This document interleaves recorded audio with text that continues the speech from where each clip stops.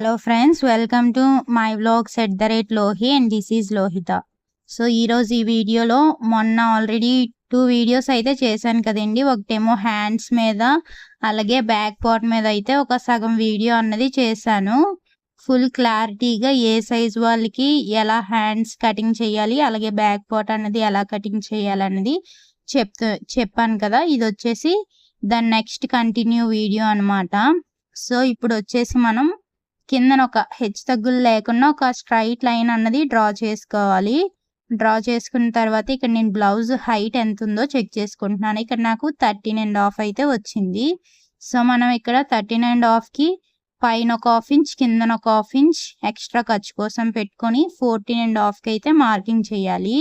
First నేను అంతకన్నా ముందు ఇక్కడ హెచ్చు తగ్గులు లేకుండా ఒక స్ట్రైట్ లైన్ అన్నది డ్రా చేశాను కదా, ఆ లైన్ అయితే కటింగ్ చేస్తున్నాను. సో ఇప్పుడు నేను ఇక్కడ హైట్ని అయితే మార్కింగ్ చేస్తున్నాను. 13.5కి 1 ఇంచ్ యాడ్ చేసుకొని 14.5కి అయితే టోటల్ హైట్ అన్నది మార్క్ చేస్తున్నాను. ఇలా మార్కింగ్ చేసిన తర్వాత ఇప్పుడు మనం బ్యాక్ పార్ట్ నెక్ ఎంత ఉందో నెక్ యొక్క హైట్ అన్నది చెక్ చేసుకోవాలి. నెక్ హైట్ చెక్ చేసుకోవడం కోసం నేను బ్యాక్ పార్ట్ని ఇలా హాఫ్గా ఫోల్డ్ చేసి ఆ మిడిల్లో నెక్ హైట్ అన్నది చెక్ చేస్తున్నాను. ఇక్కడ నాకు 4.5 వచ్చింది. 4.5కి 1 ఇంచ్ కలుపుతున్నాను. మళ్ళీ పైన ఒక హాఫ్ ఇంచ్ కిందన ఒక హాఫ్ ఇంచ్ ఖర్చు కోసం పోగా మనకి ఎగ్జాక్ట్గా ఎంత అయితే రావాలో అంతే వస్తుంది. ఇక్కడ పైన షోల్డర్ దగ్గర మార్కింగ్ చేశాను కదా, ఆ మార్కింగ్కి కిందన నెక్ దగ్గర మార్కింగ్ ఎంత ఉందో చెక్ చేసుకోవాలి. ఇక్కడ 8.9 కన్నా ఎక్స్ట్రా ఎంత ఉన్నా సరే 9 నుండి 11 వరకు డీప్ నెక్, అలాగే 11 దాటిన తర్వాత ఎంతైనా ఓవర్ డీప్ నెక్ అంటారు. ఇక్కడ నాకు 9 ఇంచెస్ అయితే వచ్చింది. సో 9 ఇంచెస్ వచ్చేటప్పుడు మనం డీప్ నెక్ అని అంటాం. సో ఇక్కడ మనం ఆర్మ్ లూజ్ ఎంత అయితే ఉందో దానికి 1 ఇంచ్ యాడ్ చేస్తే మనకి చెస్ట్ లూజ్ అనేది వస్తుంది. ఈ టైప్ ఆఫ్ బ్లౌజెస్కి మనకి ఆర్మ్ లూజ్కి 1 ఇంచ్ యాడ్ చేసుకుంటే చెస్ట్ లూజ్ అనేది వస్తుంది. సో నేను 9 ఇంచెస్కి మార్కింగ్ చేసి అలాగే ఎక్స్ట్రా 2 ఇంచెస్ ఖర్చు కోసం అనేది మార్కింగ్ చేసి ఇలా బాక్స్లో అయితే రెడీ చేసుకున్నాను. వీడియోని అయితే ఎక్కడ స్కిప్ చేయకండి ఫ్రెండ్స్, అందరికీ చాలా బాగా యూజ్ అవుతుంది. అందులోని కొత్త వారికి అయితే ఇంకా బాగా యూజ్ అవుతుంది. సో ఇంతవరకు మనకి క్లారిటీగా ఉంది కదా. సో కింద డాట్స్ విషయానికి వచ్చేసరికి మనం సైడ్ జాయింట్ కోసం ఎంతైతే మార్క్ చేసామో అంతవరకు టేప్ పెట్టి మిడిల్లోకి ఫోల్డ్ చేసి తీసుకుంటాం. సో ఇక్కడ మనం డాట్స్ హైట్ ఎంత తీసుకోవాలని చాలా మంది కన్ఫ్యూజ్ అవుతూ ఉంటారు. డాట్ హైట్ తీసుకోవడం కోసం టోటల్ హైట్ ఎంత ఉందో దాంట్లో 4వ భాగమైనా తీసుకోవచ్చు, లేదంటే మన ఆది బ్లౌజ్లో హైట్ ఎంత ఉందో దాని ప్రకారమైనా మనం పెట్టుకోవచ్చు. ఇక్కడ నాకు 4 అయితే వచ్చింది. సో 4 అయితే మార్కింగ్ చేస్తున్నాను. ఇలా మార్కింగ్ చేసి ఇలా లైన్ అన్నది డ్రా చేసుకోవడమే. ఇప్పుడు మనకి మెయిన్గా ఏంటి, ఇక్కడ బ్లౌజ్లో నెక్ షోల్డర్ అన్నది మెయిన్గా చూసుకోవాలి. సో ఇది మనకి మీడియం సైజ్ బ్లౌజ్ కాబట్టి 5.5 అన్నది పెట్టుకుంటున్నాం టోటల్ షోల్డర్. అలాగే నెక్ వచ్చేసరికి 2.5 తీసుకుంటాం. కానీ ఇంకా మిగతా సైజెస్ వచ్చేటప్పుడు ఏం చెయ్యాలి అన్నది డౌట్గా ఉంటుంది కదా. ఇక్కడ కిందన వచ్చేసరికి 2.5 తీసుకున్నాం కాబట్టి దానికన్నా ఒక హాఫ్ ఇంచ్ అన్నది కిందన ఎక్స్ట్రా పెట్టుకుంటే మనకి రౌండ్ అన్నది బాగా తిరుగుతుంది.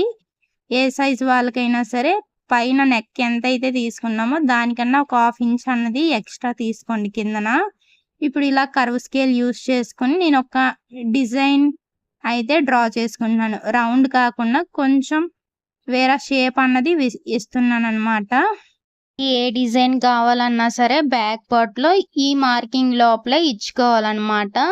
సో మన ఇష్టం, మనకు నచ్చిన నెక్ పెట్టుకోవచ్చు. మీకు కావాలంటే రౌండ్ నెక్, స్క్వేర్ నెక్ అలా ఏదైనా పెట్టుకోవచ్చు. రౌండ్ నెక్ కావాలంటే ఈజీగా ఇలా కర్వ్ తిరిగిన చోట ఆ రెండింటికి మిడిల్లో కర్వ్ అన్నది తీసుకుంటే సరిపోతుంది.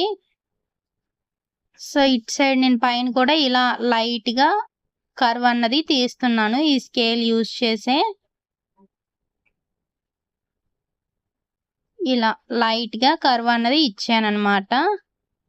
సో ఇక్కడ కూడా కొంచెం రౌండ్ తిరగడం కోసం ఇలా మార్కింగ్ అన్నది చేశాను. సో ఇక్కడ వరకు ఫినిష్ అయిపోయింది. ఇప్పుడు చూసేద్దాం. నేను ఇది మీడియం సైజ్కి అయితే మార్కింగ్ చేశాను. నార్మల్‌గా ఏ సైజ్‌కి ఎలా మార్కింగ్ చేయాలన్నది చెప్తాను. మనకి 4 సైజెస్ ఉంటాయని నేను ఆల్రెడీ చెప్పాను. Small, medium, large, XL. Arm loose 7, 8, 9, 10 వస్తాయి. స్మాల్ సైజ్‌కైతే 7, మీడియం సైజ్‌కైతే 8, అలాగే లార్జ్ సైజ్‌కైతే 9, ఎక్సెల్‌కైతే 10. అంతకన్నా ఎక్కువ ఎంతొచ్చినా సరే మనం లార్జ్ సైజ్‌లోకే ఎక్సెల్‌లోకే తీసుకుంటాం. కానీ మనకు అంతకన్నా ఎక్కువ రాకపోవచ్చు మేబీ. సో, మాక్సిమం ఈ 4 సైజుల్లోనే ఉంటాయి బ్లౌజెస్ అన్నవి. సో, ఇలా వచ్చేటప్పుడు మనం టోటల్ షోల్డర్ ఎంత తీసుకోవాలన్నది చూడాలి. స్మాల్ సైజ్ వచ్చిందనుకోండి 5 తీసుకుంటాం. అలాగే మీడియం సైజ్ వచ్చేటప్పుడు 5.5, లార్జ్ సైజ్ వస్తే 5.7 తీసుకుంటాం. ఎక్సెల్ వచ్చినప్పటికి 6 తీసుకుంటాం. ఇలా తీసుకుంటే మనకి కరెక్ట్‌గా సరిపోతుంది.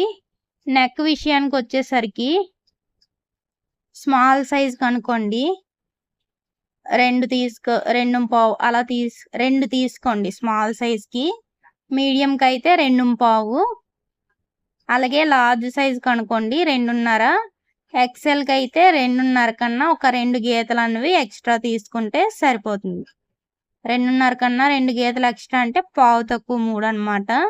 మీకు అర్థం అవ్వడం కోసం అలా చెప్తున్నాను. 2.5 వచ్చిన తర్వాత టేప్‌లో ఇంకా 2 గీతలు ఎక్స్ట్రా మార్క్ చేసుకుంటే పావు తక్కువ 3కి మార్కింగ్ అవుతుందనమాట. సో, ఇప్పుడు ఈ 2 అయిపోయాయి. మనం ఆర్మ్ షేప్ డ్రా చేయడానికి చంక డౌన్ అన్నది తీసుకోవాలి కదా! ఆర్మ్ డౌన్ అన్నది.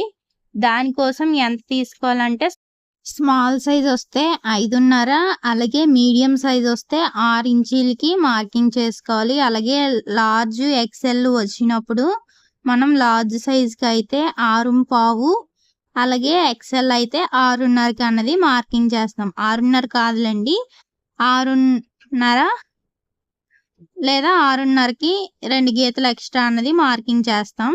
ఇక్కడ మనం లార్జ్ సైజ్ వచ్చేటప్పుడు కూడా అంతే 6.5 అనేది మార్క్ చేసుకోవచ్చు. ఎందుకంటే మన హ్యాండ్ లూజ్ గనక మ్యాచ్ అవ్వలేదనుకోండి, మనం మార్కింగ్ చేసాక మొత్తం అంతా ఒకసారి టేప్‌తో చెకింగ్ చేస్తాం కదా!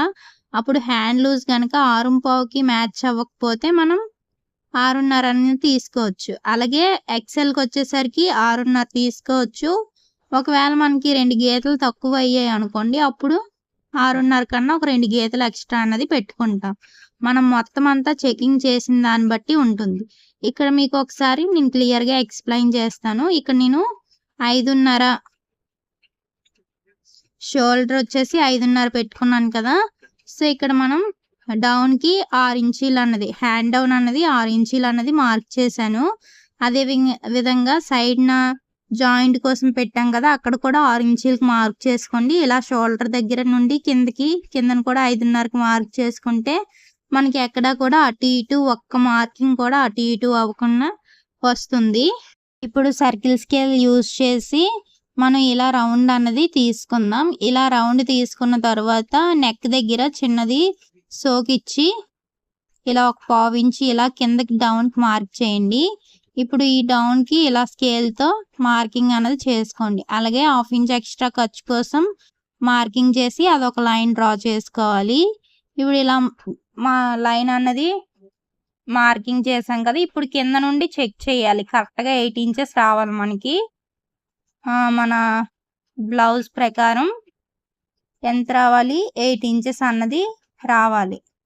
సో, ఇక్కడ మీకు చూపిస్తాను నేను కూడా.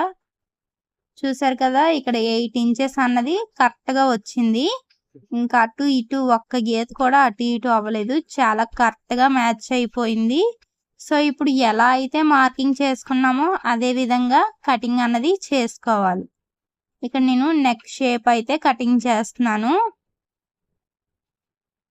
ఈ కిందన ఎందుకంటే నెక్ దగ్గర మీరు చూసినట్లయితే సోక్ ఇచ్చాం కదా! అది ఎందుకంటే చాలా మందికి షోల్డర్ జారుతూ ఉంటుంది. సో, మనం ఇలాగే కటింగ్ చేసేటప్పుడు ఇలా సోకిచ్చామనుకోండి, స్టిచ్చింగ్ చేసేటప్పుడు మర్చిపోకుండా చాలా నీట్ ఫినిషింగ్ వస్తుంది. అలాగే షోల్డర్ జారకుండా కూడా నీట్‌గా ఉంటుందన్నమాట. సో, ఇప్పుడు ఎలా అయితే మార్కింగ్ చేసామో అదే విధంగా కటింగ్ అనేది చేసుకోవాలి. అంతే ఫ్రెండ్స్. ఈ విధంగా గనక మార్కింగ్ చేసి చూడండి. మీరు డెఫినిట్‌గా సక్సెస్ అవుతారు.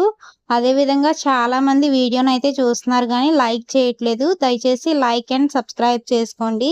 మీరిచ్చే ఒక లైక్ అండ్ సబ్స్క్రైబ్ నాకు చాలా మోటివేషన్‌గా ఉంటుంది. అలాగే మరిన్ని ఇలాంటి వీడియోస్ తీయడానికి నాకు చాలా యూజ్‌ఫుల్ అవుతుంది. Please like, share, subscribe. Thank you for watching. By by.